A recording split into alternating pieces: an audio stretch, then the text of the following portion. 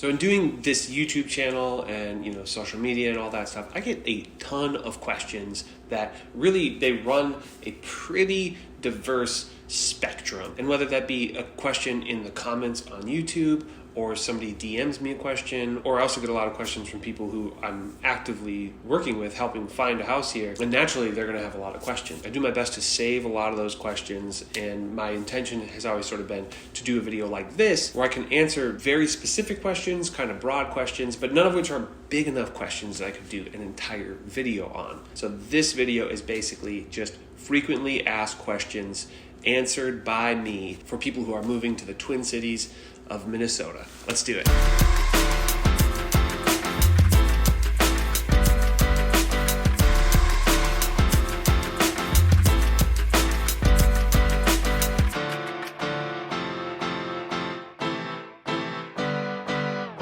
How is it going, my friends? My name is Jesse Lynch, and this YouTube channel is devoted to two things. The first of which is teaching people about the ins and outs of buying, selling, investing in real estate, specifically here in the Twin Cities. I have an entire playlist designated to helping first-time home buyers. And the second of which is showing off the amazing place that I live, the Twin Cities of Minnesota. So if either of those things appeal to you, do us both a favor, subscribe to this channel, click the little bell to get notified, give me a thumbs up, say what's up in the comments.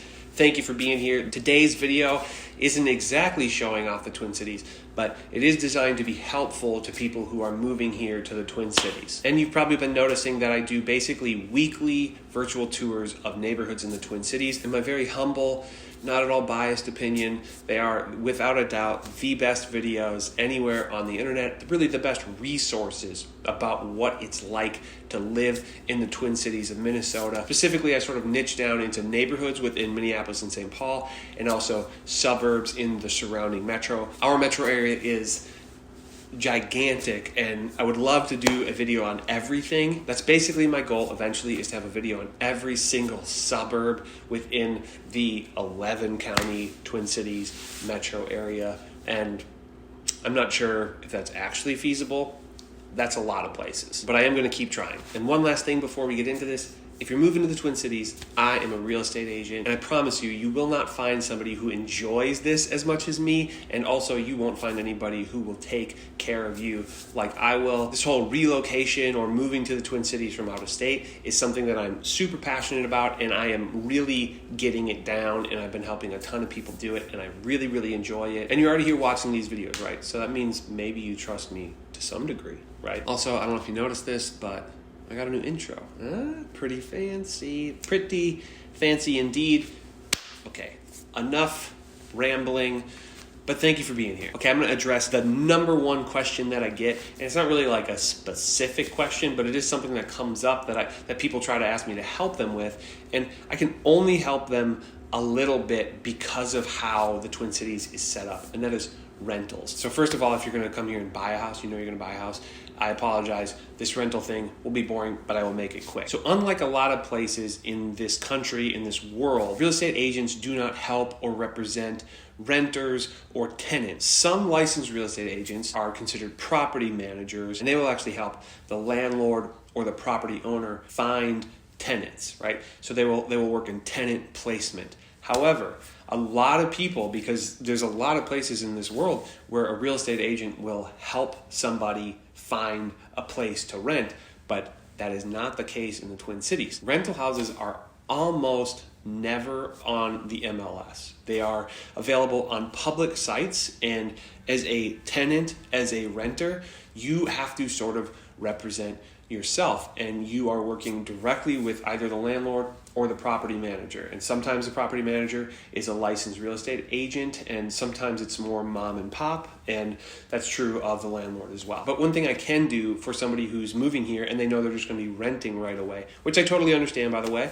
If you don't want to move here and instantly buy, I get it. That is not for everybody, but some people also hate to move, and they're like, I'm going to move once and then I'm not going to move again until a very big life change or until I'm moving to a different part of the country again. But they don't like the whole process of moving, so they don't want to move here, rent an apartment or rent a house, and then in a year when they decide to buy, end up buying, just because Moving's a hassle, right? Okay, so a few resources specifically for renters.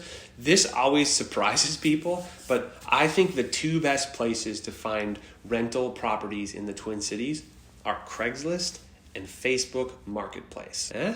Pretty weird. A lot of people think that's really strange. It's just what we do here. There are other things like Trulia and Zillow and HotPads and stuff like that. But if you've watched my other videos, you know that I'm not a huge fan of Zillow, right? And Zillow owns all three of those, by the way. However, if you are looking for like a bigger landlord, like a bigger rental company, maybe a bigger apartment complex, then the likes of HotPads, Trulia, and Zillow can work for you. One thing that I find super annoying is that they always have these listings that aren't real, or they have listings, they'll have like a theoretical one bedroom, and it'll say, here's the price, and you call them and they say, we don't have any one bedrooms. That drives me insane. But it's just like a way to get a call, right? And sometimes maybe they own other properties and they're going to kind of get you in that way. But nonetheless, that drives me crazy. But that's just kind of a side effect of HotPads, Trulia, and Zillow. And now my two favorite resources, Craigslist and Facebook Marketplace, they're much more likely to be a mom and pop landlord, or just a small time landlord, or just, maybe a landlord who owns one property, who loves their house, or it's a duplex and they're house hacking and they take really good care of it. And the reason for that, I believe, is because Zillow, Trulia, and HotPads charge for listings, right? Whereas Facebook Marketplace and Craigslist, they don't. Maybe Craigslist does a little, but it's not much at all. And that being said, like basically everything else as far as like internet shopping, there are some scams out there. So be aware of scams. If you are moving here and intending to rent and you find a listing and you're like, is this too good to be true? First of all, probably too good to be true, unless you're just comparing it to East Coast, West Coast properties, at which point maybe not. Maybe our prices here are just that much better than there. But second of all, if you really think like if your kind of BS meter goes up, you can send it to me and I'll do my best to kind of sniff out the BS. I'll have a better idea of if there's a 3-bedroom single-family home in Uptown for $775, my BS meter is going to go wild, whereas yours might go, I don't know, is this real? So truly, if you want, get in touch with me, say, hey, does this look like it could be the real deal? And I'm happy to sort of give you my opinion on it. Also, if it's a huge concern, we might be able to work something out where I can sort of represent you as a tenant, but that is tricky and very uncommon, and I think you'll be able to skip it as long as you sort of do your due diligence in these other ways. Okay, that's it for rental specific stuff. Sorry to people who are buying, who are not interested, but that is a very, very, very common question. And now the second most common question that I get is, what are the winters like?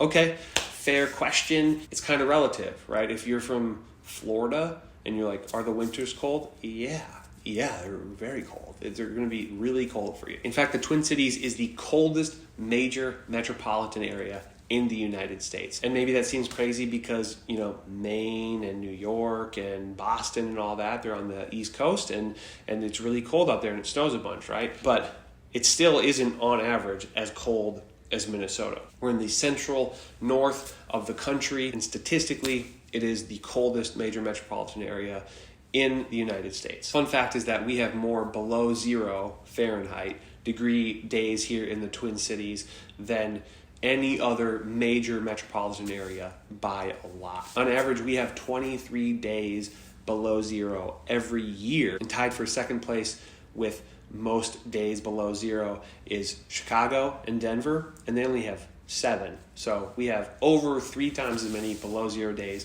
as Chicago or Denver. But what about snow? Good question. We are the coldest, but we are not the snowiest. For one, mountain cities or towns like Denver have a lot more snow than us because they're up in the mountains. But also towns up in New England get almost double the snow, like Boston. I believe Boston gets about double the amount of snowfall as us every year. They have their nor'eastern storms or whatever where it just dumps snow. And yeah, we get a lot of snow, and we do get some snowstorms where there's a ton of snow. I didn't look this up, but I saw this a while ago. I think Boston has on average somewhere close to 100 inches of snow every year, and the Twin Cities has 50. We get so cold here sometimes that there is no precipitation at all. That's kind of crazy. Okay, and this leads me to another question, which is sort of like, are there specific measures you can take to protect dogs in the winter? That's a good question, and one I have never considered answering. I don't have a dog. I have a lot of friends who have dogs, and I grew up with a dog. And this answer varies dramatically on the kind of dog. If you have a husky, they're fine. Just let them out. They're going to love it. But if you have like a teacup chihuahua or a Yorkie, you got to be more careful. And I suppose there's a huge spectrum in between those. So for one, be very aware of the type of dog you have, the length of the coat, kind of what weather they're designed for. If you have a Bernese Mountain Dog or a Newfoundland, I would assume they will do just fine. But the smaller dogs and the shorter hair dogs are going to have a harder time when it gets really, really cold here, right? But first things first, I want to say that basically, no matter what kind of dog you have, you shouldn't leave it out in the winter. Some people do. Yeah, I'm kind of a hippie, and I believe that animals maybe should just be treated nicely. Call me crazy. And maybe you think, oh yeah, but there are wild dogs. Aren't they fine? There are not wild dogs up here. We do not have wild dogs in Minnesota. I've been in the South where you see wild dogs, and it's always like, whoa, there's just a dog running down the road or down the highway. And people are like, yeah, it's just a feral dog. We don't have feral dogs here. I don't know if it's just because we have animal control and they take care of them. But I'd be willing to bet that dogs just kind of know that they shouldn't just be up here. Maybe they just don't survive the winter. That's very sad to think about. So yeah, don't leave your dog outside in the winter, no matter the breed. It's just so cold. And then second, for several breeds, even big dogs and probably even big furry dogs, you can get like dog boots, right? You know, those cool little boots where dogs like look like they don't know how to walk anymore. They'll eventually figure it out. But those boots they really protect them in the really, really cold weather. Literally, it's so cold here that dogs can get frostbite on their little pads, and that's not good for them. And actually, really hot blacktop isn't good for dogs either. So the shoes might come in handy then as well. 2 brands that have been recommended are Muttlux, not Mucklux, Muttlux for dogs. Muttlux.com and Paws Dog Boots, Pawz dogboots.com. And I'm sure you can find these things at, specific big box pet stores or probably even the likes of Target. And also something to consider is coats. Dogs wear little coats. They're kind of more like vests. So I guess some of them probably go down the sleeves. But anyways, they're pretty adorable if a dog is into them, and they are really helpful. Again, it gets very cold here. And then lastly, this probably goes without saying, but the colder it gets, kind of the shorter the walks and the outdoor activities should be. Long-haired dogs can obviously last longer, and short-haired dogs and smaller dogs are going to have a harder time with it. And as a rule, I think it's smart to always protect their feet in the cold, no matter the size of the dog. Okay, and the next question that I get fairly often is, are the mosquitoes actually that bad? And yes and no. So here's the deal. In our beloved up north region, which is just northern Minnesota, which is also, there's a ton of lakes up there, and everybody has a cabin up there. Up north, the mosquitoes are the worst, partly because of all the lakes, because it's less developed. There's more shade and tree coverage and that kind of thing. And up there, they don't treat for them or spray for them in the same way that they might down here in the city. So up north, yeah, they get pretty bad. But then down here in the cities, they're not as bad. They are still bad if you're in like a wooded area by a lake or a pond or a swamp. Yeah, our mosquitoes can get pretty aggressive. But if it's a sunny day or a windy day, or really even like a cool day or a cool evening, they're not as bad. Warm, still nights, both dawn and dusk actually, are like the worst time for mosquitoes. So if you find yourself doing stuff outside around those times, it's not a bad idea to get some bug spray. If you're just hanging out on a deck or a patio or something like that, maybe some citronella candles would do the trick. But I would say even down here in the cities, if you're sort of venturing into the more like nature-y parts of the city, then I would say some bug spray is not a bad idea. But then if you go to the north shore of Lake Superior, right, which I have a video on, best place for a vacation in Minnesota, and I might make another one. I feel like I didn't do quite enough justice in that video. It was fun to make. Also, I love it up there. So, good excuse to make a video. Anyways, along the North Shore, Lake Superior is the largest freshwater body, I think, in the world, at least in the United States.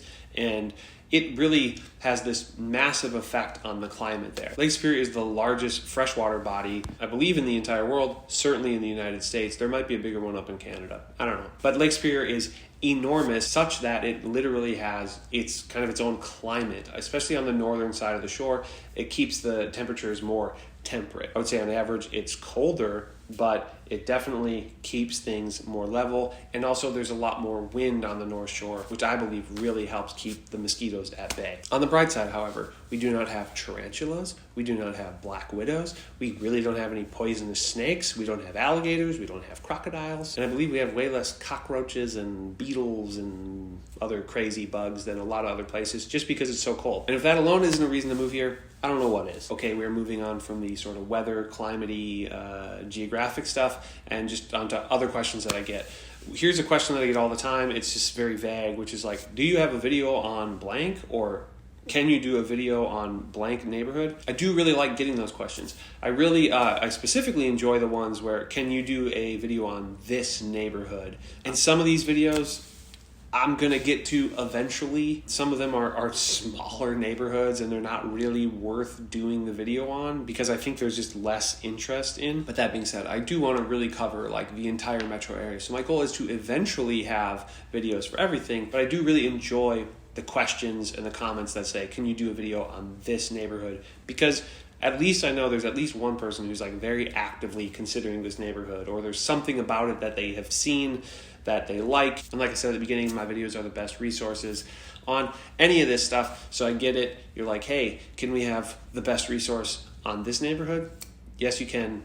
Eventually. Okay, and the next question I feel like is kind of related to that, to neighborhood specific stuff, which is like, are the Twin Cities safe? Okay, loaded question, and I hope you realize that when you ask me a question like that, that is a loaded question that I literally, to some degree, I can't even legally answer. I can as a blanket say that, yes, the Twin Cities are safe. They're right on average with every other metropolitan area as far as per capita crime. There are no cities in this world that are truly crime-free, and I'd be willing to bet that cities with larger and larger populations have more and more crime, but when you weigh it per capita, it's probably pretty similar. Also, my safe might not be the same thing as your safe. Real quick, I'm going to give you a few resources to use to specifically look up crime in certain neighborhoods. Okay, the first of which is niche.com. I talk about that all the time in my videos. It's a super valuable resource. The second of which is neighborhoodscout.com. Also, very good resource. And I will say that the crime maps are a little clunky on those, and also the neighborhoods that they use, they're not actually what we call the neighborhoods. They more so describe the neighborhood as far as the streets. Let's say you're looking up Highland Park, St. Paul. Neighborhood Scout is going to have kind of a clunky way of breaking that down. But nonetheless, they kind of show you the map in these boxes and more or less like a heat map for crime. And then lastly, a lot of the cities, I know Minneapolis has a pretty comprehensive one. I believe St. Paul does as well, where they have literally just crime maps. You can look up, the past 2 weeks, where have crimes been committed, and it'll show you on a map, crime was done here, and this type of crime. I think that alone is the best resource that you can use, specifically in Minneapolis. I'd be willing to bet that suburbs don't really have the same thing for whatever reason, but also in general, suburbs generally lower crime than city. Okay, and speaking of crime, I feel like I can't not talk about sort of the elephant in the room, which is that there was some looting and rioting and unrest here, and there was the George Floyd murder, and Minneapolis, it felt like the center of the universe. I don't know if that's true. I don't know if you're, in some other place and you're like, no, it didn't really feel like that. But here, for sure, it felt like it was the center of the universe. And yeah, here there was rioting. Buildings were burned down. Businesses were looted, and stuff was stolen. And yeah, that's all real. I'm not going to pretend it didn't exist. And I think it's very important. It was a part of our history. It's a part of our culture now. And there are some lasting effects from those things. There are still some buildings that are, in shambles. They're rubble, and they haven't been taken care of. Other buildings that were burnt are basically already being put up again as new. And I tend to believe that the city will rebuild, will be even better than before. But is it constant riots here? No. It's not happening anymore. There are fundamentally 2 or 3 days that were the most hectic or chaotic or violent, but it seems things have cooled down and rebuilding is already beginning to happen. And I live right in downtown. I feel safer here than basically most other major metropolitan areas. Okay, and that leads me to another question that I get from time to time, which is like, what are the bad areas? What areas should I stay away from? I can't technically tell you that. No real estate agent can. That is technically steering, which is a form of discrimination, and we can't say that kind of thing. Because think about it. I don't know where you want to live. I like to live a certain way. I look at some folks and I think, I couldn't live like that. But then I know that the way that I live, there are a bunch of people that look at me and think I couldn't live like that. But people are just too different. They have different things that they want out of a home, out of a neighborhood. So while I can't tell you where you do or don't want to live, I can make these virtual tours. I can make these videos that are helpful and can at least hopefully shape the idea of what it is you want out of a neighborhood. Okay, next question. Minneapolis or St. Paul, which one's better? Totally depends. Basically impossible to say that, but a couple quick bullet points on each place. Minneapolis is bigger, busier, a little more polished, and slightly more expensive. St. Paul is smaller, sleepier. Literally, one of their slogans is keep St. Paul boring. A little older feeling and less polished, and generally dollar for dollar, square foot to square foot, St. Paul is cheaper. Next question. Do you need a car to live in the Twin Cities? Also, that's a very difficult question to answer. I don't know what your lifestyle is, but I would say no, you don't need a car. Plenty of people here don't have a car, but can you live in the suburbs and commute here every day? Yeah, you can. We have a pretty robust metro transit system. Is it the best in the world? No. For sure it's not. We have a ton of buses, right? We have 2 trains, one that goes from the Mall of America to downtown Minneapolis, and then we also have one that goes basically from downtown Minneapolis to downtown St. Paul, and they're also building another one that goes from, I think, downtown Minneapolis to Eden Prairie. Why? Honestly, I don't know. I don't know why they would put it there, of all places, but hey, they are. But again, you can live here without a car. Probably going to have to take buses, and there's a chance that you're going to have to take, a couple buses, but it is totally doable. And also, if you live in Uptown and work in Uptown, piece of cake. If you live in downtown and work in downtown, piece of cake. We have skyways where once you get more sort of towards the center of downtown, you can basically go inside. You can walk for blocks inside in a heated environment. The next question I get quite a bit is, can you invest in the Twin Cities? Are the Twin Cities a good place to invest? P.S. People who are not interested in investing, this is going to get kind of dorky, so your eyes can just glaze over for a little bit. But right after this, I'm going to talk about the housing market in general. Okay, is Minneapolis the absolute best place in the world for cash flow? No, I believe smaller Midwestern and kind of southern cities like St. Louis or Memphis probably have much better cash flow ratios where the houses cost more compared to the rent. However, I would argue that cash flow is not the end-all be-all when it comes to investing. Appreciation and the safeness of the investment, I think, are very important. Personally, I think the Twin Cities have a much more robust economy than most of those places. We have more Fortune 500 companies per capita here in the Twin Cities than anywhere else in the United States. We have an extremely diverse economy that basically runs the gamut of industry. The Twin Cities are not a one-trick pony in that regard. House prices are relatively affordable when compared to coastal cities, and rents are competitive enough that most multifamily properties, if you buy a good deal, which you can't just buy anything, you gotta buy smart, right? But most multifamily houses are going to be able to at least cover themselves and cover expenses. But there are many, many, many properties, both single family and multifamily, that not only can cover the mortgage, but should be able to cover expenses. And a good chunk of them will cash flow as well. That being said, there's a lot. I could talk for days about the specifics of investing. So if you have more questions on that, get a hold of me. Okay, and then finally, non-investors, unglaze your eyes. Okay, now we're just talking about the regular housing market, and I get this question a lot, which is, how is the housing market in the Twin Cities? It's hot. It's a seller's market. Most other places in the United States, despite the fact that we are in the middle of a global pandemic, interest rates are low, demand is high, supply is low, and that just means housing prices are, on their way up. It's not insane, and also I want to say that it's hot, but it's not impossible to navigate. I do it all the time, and I can help people. There is a psychology involved, and there are just methods that work to help people win offers and get the house that they actually want to live in. And 2 pretty important things. If you're trying to buy a house here in the Twin Cities, yeah, it's competitive. So it's a very good idea to be pre-approved. If you don't have a lender, I have one that I truly, really love working with. He does incredible work, and he's a partner that I'm very grateful to have. And then also, if you're moving here or relocating here or whatever, probably the most important decision that you can make is getting a hold of me.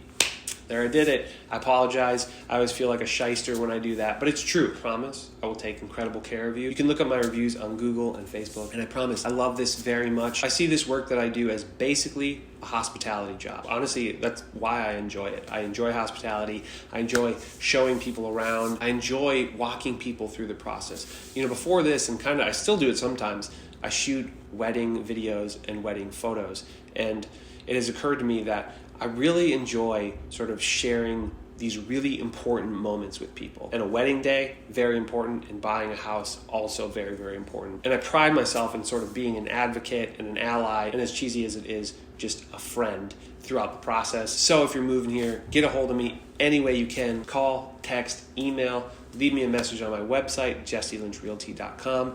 Hit me up on Instagram at jesselynchrealty, or DM me on Facebook. But add me first, otherwise you get lost in that weird message request ether, and I don't want you to get lost. It happened once, and it has scarred me forever. All right.